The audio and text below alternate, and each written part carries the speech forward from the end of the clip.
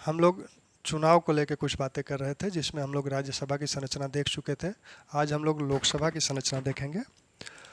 अनुच्छेद 80 के तहत हम लोगों ने राज्यसभा की संरचना देखी थी। आज अनुच्छेद 81 के तहत हम लोग लोकसभा की संरचना देखेंगे।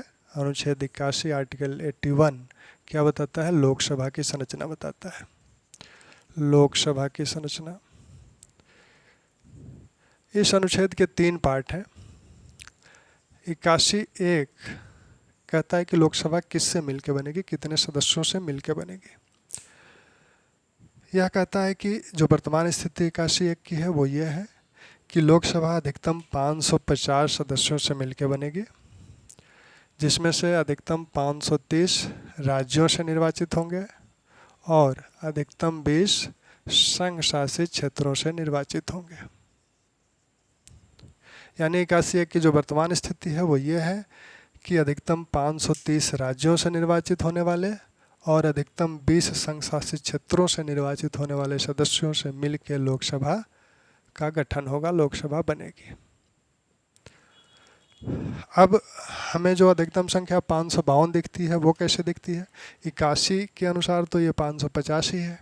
इसमें हम एक अनुच्छेद और जोड़ दें, आर्टिकल 331, तब ये संख्या 552 हो जाएगी, क्योंकि अनुच्छेद 331 कहता है कि यदि राष्ट्रपति को ऐसा लगता है कि लोकसभा में एंग्लो इंडियंस का प्रतिनिधित्व नहीं है, वैसी दशा में हुए 2 एंग्लो इंडियंस को लोकसभा के लिए मनोनीत कर सकते हैं। तो 2 यहाँ से मनोनीत हो सकते हैं, 550 ये हो ही सकते हैं, तो 552। ठीक। 2020, क्योंकि यह जो प्रावधान था कि 2 मनोनीत होंगे, ये 10 वर्ष के लिए किया गया था, प्रत्येक 10 वर्ष बाद इसे बढ़ाया जाता था। 2020 के बाद संसद ने इसे नहीं बढ़ाया है, तो इसकी कहानी अब एक तरह से समाप्त हो गई। यानी अब 550 ही मैक्सिमम रह गया। अब ये 550 तो मैक्सिमम है, एग्जिस्ट कितनी करती है सदस्य संख्या यहाँ वर्तमान में है कितनी? तो वर्तमान में 543 है। 545 हम जिसे कहते थे, तो 43 में ये 2 जोड़ा जाता था, तब 545 होता था। अब 543 है। अब इस 543 में से 524 राज्यों से निर्वाचित होते हैं और 19 संघ शासित क्षेत्रों से निर्वाचित होते हैं। 543 जो सदस्य संख्या, अगर ये पूछा जाए कि राज्यों से लोकसभा के कितने मेंबर निर्वाचित, कुल कितने मेंबर निर्वाचित होते हैं, तो 524 निर्वाचित होते हैं, और संघ शासित क्षेत्रों से कुल कितने मेंबर निर्वाचित होते हैं, तो वो 19 निर्वाचित होते हैं। तो इस प्रकार कुल संख्या हो गई 543। ये अनुच्छेद 81(1) कहता है। शुरू में प्रारंभ में लोकसभा की जो सदस्य संख्या थी वो 500 थी। जो पहला आम चुनाव हुआ था उसमें अधिकतम संख्या 500 थी। जो सदस्य, जितने सदस्य निर्वाचित हुए थे वो 489 थे। फिर 1956 में राज्य पुनर्गठन अधिनियम पारित हुआ, दूसरा परिसीमन आयोग बना और उसने ये सदस्य संख्या बढ़ा के 525 की, क्योंकि राज्य पुनर्गठन अधिनियम में जो 4 प्रकार के जो राज्य थे उनको हटा के राज्य और संघ शासित क्षेत्रों की कल्पना की गई। उनको राज्य और संघ शासित क्षेत्र के रूप में 2 भाग में बांटा गया। तो अब इसमें कहा गया कि संघ शासित क्षेत्र के लिए 25 मेंबर होंगे, यानी 500 वो 25 ये 525 संख्या हो गई। फिर 31वां संविधान संशोधन 1973 में पारित हुआ और उसमें ये 525 जो अधिकतम संख्या थी इसको बढ़ा के 545 कर दिया गया। इसमें जो 25 संघ शासित क्षेत्रों के लिए अधिकतम संख्या निर्धारित थी उसको घटाया गया और उसे 20 किया गया, यानी 525 यहाँ था, 20 यहाँ हुआ, 545। फिर 1987 में गोवा राज्य पुनर्गठन अधिनियम आया और उसके तहत ये संख्या जो 525 थी उसे 530 किया गया और ये 20 था ही, तो इसलिए वर्तमान स्थिति ये बन गई। अब अनुच्छेद 81(2) क्या कहता है? 81(2) कहता है कि ये सीटें राज्यों में बांटी कैसे जाएंगी, क्या आधार होगा राज्यों में इनके बांटने का, क्योंकि 524 को प्रत्येक राज्य में बांटना है, तो आधार क्या होगा? तो कहता है कि आधार जनसंख्या होगा। जिस राज्य की जितनी जनसंख्या उसी अनुपात में उसे सीटें मिलेंगी। अगर किसी राज्य की जनसंख्या अधिक है, हो सकता है उसका भू क्षेत्र अधिक हो, जनसंख्या कम हो, या किसी राज्य की जनसंख्या अधिक हो, भू क्षेत्र कम हो, तो भू क्षेत्र नहीं देखा जाएगा बल्कि जनसंख्या को आधार बनाया जाएगा। जिस राज्य की जितनी जनसंख्या होगी उसकी उतनी अधिक सीटें होंगी, यानी सीट और राज्य की जनसंख्या के बीच अनुपात बराबर रहेगा। फिर दूसरी बात इसमें क्या कही गई?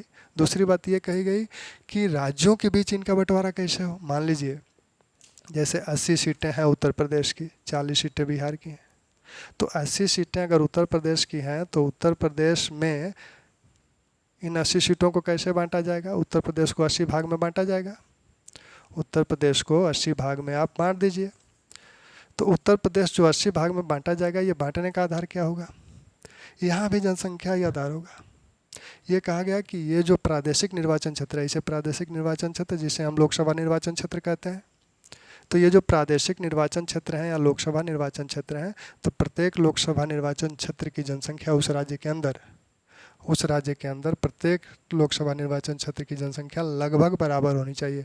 यानी ये जो लोकसभा निर्वाचन क्षेत्र है, इसके अंतर्गत जितनी जनसंख्या है, इसके अंतर्गत जितनी जनसंख्या निवास करती है, ये बराबर होनी चाहिए, लगभग बराबर होने चाहिए, 2-4 इधर उधर हो सकता है।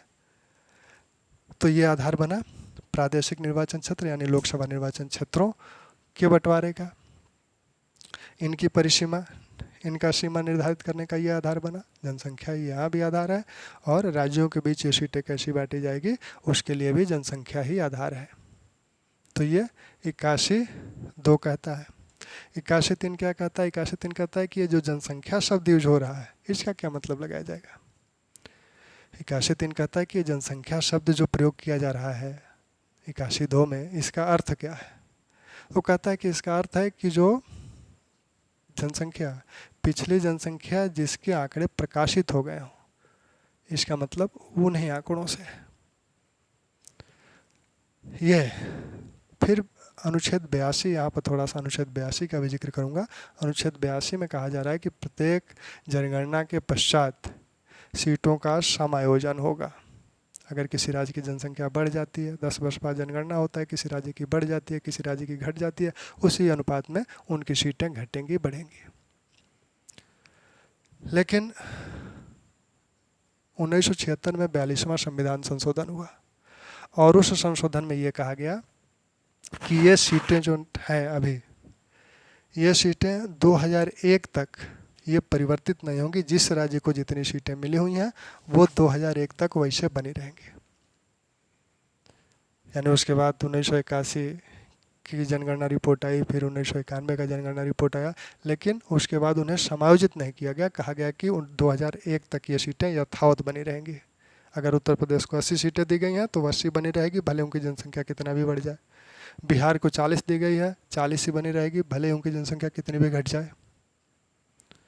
फिर ये कहा गया उसी में, फिर 42वें संविधान संशोधन में ये बात कही गई। 2001 में 84वां संविधान संशोधन आया और उसमें ये समय सीमा जो 2001 निर्धारित की गई थी वो पूरी हो रही थी, तो उसको बढ़ाने के लिए 84वां संविधान संशोधन किया गया और ये कहा गया कि ये जो सीटें दी गई हैं राज्यों को, ये 2026 के बाद होने वाली जनगणना और उसके प्रकाशित आंकड़ों के अनुसार ही समायोजित हो सकती हैं, उसके पहले नहीं।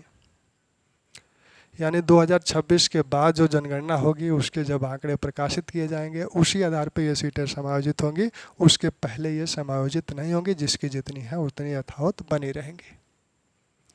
और इस 84वें संविधान संशोधन में ये कहा गया कि ये जो प्रादेशिक निर्वाचन क्षेत्र है, यानी राज्य के अंदर के जो लोकसभा निर्वाचन क्षेत्र है, इनकी सीमाएं समायोजित की जा सकती हैं,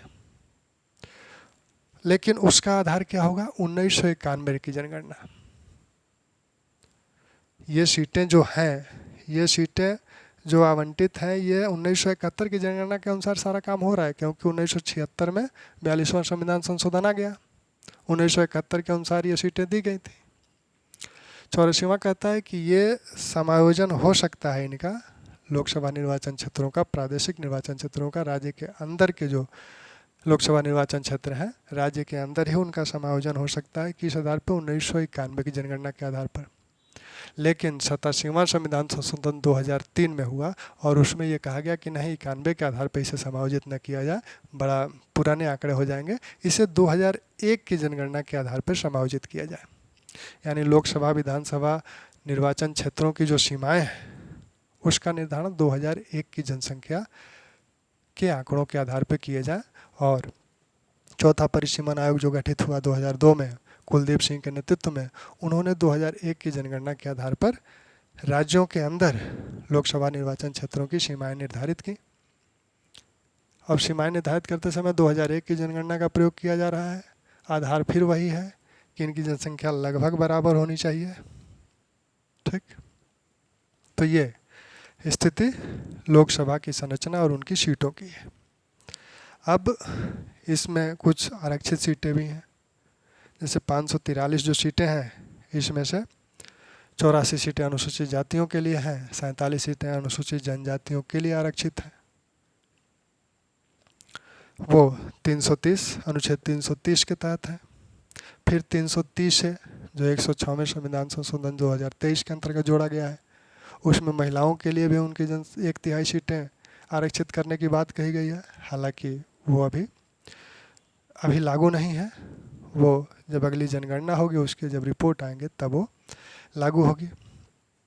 ठीक, अब हम लोग थोड़ा सा ये देखें कि लोकसभा और राज्यसभा की जो सीटें हैं वो राज्यों के बीच किस प्रकार बांटी गई हैं, कितनी कितनी संख्या किन राज्यों के को दी गई है। राज्यसभा के लिए तो 4th शेड्यूल में सारी बातें कही गई हैं, संविधान में ही है, 4थी अनुसूची में वो लिस्ट दी गई है। लोकसभा को भी हम लोग देख लें तो सीटों का बंटवारा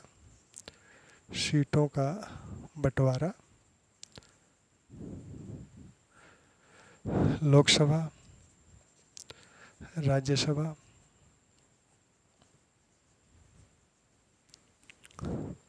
उत्तर प्रदेश 80 सीट लोकसभा की है, 31 राज्यसभा की है। महाराष्ट्र 48, 19, बंगाल पश्चिम बंगाल 42, 16, बिहार 40, 16, तमिलनाडु 39, 18, मध्य प्रदेश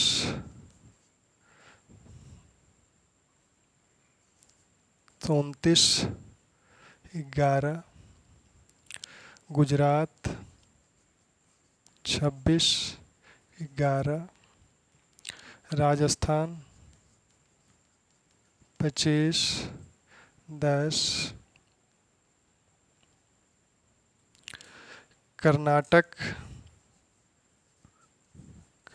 28 है, यहाँ 12 है राज्यसभा की। पंजाब की जो सीटें हैं वो, पंजाब के पहले हम लोग केरल देख लें। केरल 20 सीटें हैं, 9 राज्यसभा की सीटें हैं। इसी प्रकार पंजाब, पहले असम देख लें। असम 14 सीटें लोकसभा की हैं, 7 राज्यसभा की हैं। इसी प्रकार पंजाब 13 राज्यसभा की इनकी सीटें हैं, 7। हरियाणा 10 सीट है, राज्यसभा की इनकी 5 सीट है। तो ये राज्यों का क्रम है। अब जो छोटे राज्य हैं जैसे गोवा, अरुणाचल प्रदेश, त्रिपुरा, मेघालय, मणिपुर, दादर नगर हवेली और दमन दीव, इन सब की 2-2 लोकसभा की सीटें हैं। इन सब की लोकसभा की सीटें 2-2 हैं। अन्य जो केंद्र शासित प्रदेश और राज्य हैं उनकी 1-1 सीटें हैं। केंद्र शासित प्रदेशों में अगर हम जम्मू कश्मीर की बात करें तो जम्मू कश्मीर की 5 लोकसभा की सीटें हैं और 4 राज्यसभा की सीटें हैं। दिल्ली की बात करें तो दिल्ली की 7 लोकसभा की सीटें हैं और 3 राज्यसभा की सीटें हैं। यहाँ कुछ राज्य बचे हुए हैं, जैसे उत्तर प्रदेश के बाद इससे मिल के बना था उत्तराखंड। उत्तराखंड की जो लोकसभा की सीटें हैं, उत्तराखंड की जो लोकसभा की सीटें हैं वो 5 हैं और राज्यसभा की सीटें जो हैं 3 हैं। ऐसे ही बिहार से निकल के झारखंड बना था, तो झारखंड की सीटें 14 हैं और इसकी राज्यसभा की सीटें 6 हैं। ऐसे ही मध्य प्रदेश से निकल के छत्तीसगढ़ बना था, 11 सीटें हैं और राज्यसभा की 5 सीटें हैं। वैसे ही तेलंगाना से आंध्र प्रदेश की जो सीटें हैं वो भी 25 ही हैं, आंध्र प्रदेश 25 और इसकी 11 सीटें राज्यसभा की हैं आंध्र प्रदेश की। ठीक, आंध्र प्रदेश से निकल के तेलंगाना बना था, तेलंगाना की 17 सीटें लोकसभा की हैं और 7 सीटें राज्यसभा की हैं। तो ये सीटें हैं। अब इसमें से पूछा इस तरह से जाता है कि इस पे बार बार सवाल पूछे जाते हैं। एक तो सीधा सीधा सवाल ये पूछा जा सकता है कि किसी राज्य का नाम लिया जाए, इसकी लोकसभा की या राज्यसभा की सीटें कितनी हैं। दूसरा जो प्रश्न होता है इसमें कि वो कहते हैं कि निम्न में से किन राज्यों की राज्यसभा की सीटें उत्तर प्रदेश की राज्यसभा की सीटों के बराबर है। मान लीजिए उत्तर प्रदेश की राज्यसभा की सीटें 31 हैं। अब इसमें से 3 राज्य वो दे देते हैं, मान लीजिए ये देते हैं 16, फिर 16 5 21 और 10 सीटें। ये 3 राज्यों की अगर सीटों को हम जोड़ दें तो इसके बराबर हो जाएगा। तो 4 विकल्प दे दें और कहें कि इसमें कूट बना दें कि इसमें कौन कौन राज्यों का योग राज्यसभा की सीटों के उत्तर प्रदेश के राज्यसभा की सीटों के बराबर होगा, वैसे लोकसभा की सीटों। तो इस प्रकार के प्रश्न पूछे जाते हैं बार बार। वो तभी हो पाएंगे जब हमें इन राज्यों और केंद्र शासित प्रदेशों की सीटों की संख्या ज्ञात हो यानी याद हो। संघ शासित क्षेत्रों में सिर्फ 3 संघ शासित क्षेत्रों की राज्यसभा की सीटें हैं।